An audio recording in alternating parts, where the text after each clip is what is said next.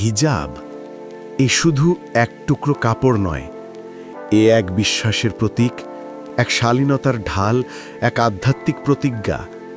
প্রাচীনকাল থেকে মুসলিম নারী যখন হিজাব পরে রাস্তায় বের হয়, তখন পৃথিবী দেখে তার পর্দার ভেতরে লুকানো পরিচয়, মর্যাদা আর দায়িত্ব। কিন্তু সম্প্রতি যখন এক তরুণীকে দেখা গেল হিজাব পরে ঝলমলে কনসার্টের মঞ্চে পশ্চিমা পপ গানের তালে গাইতে আর নাচতে, তখন যেন ভেতর থেকে এক ঝড় বয়ে গেল আমাদের সমাজে। প্রশ্ন উঠল, এ কি কেবল শিল্পীর স্বাধীনতা, নাকি হিজাব তথা ইসলামের মর্যাদার সাথে এক গভীর সংঘর্ষ? সমাজ দুই ভাগে বিভক্ত। একদল বলছে হিজাব কোনো সাজ নয়, হিজাব হলো ইবাদতের অংশ।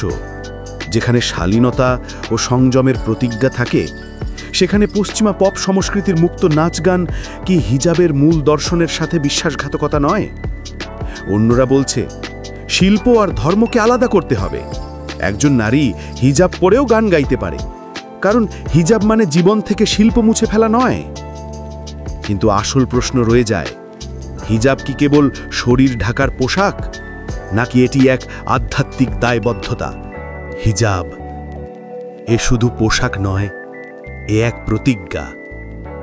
প্রশ্ন কেবল এই, আমরা কি সেই প্রতিজ্ঞাকে সম্মান দিচ্ছি, নাকি মঞ্চের আলোয় তাকে ধীরে ধীরে নিভিয়ে দিচ্ছি?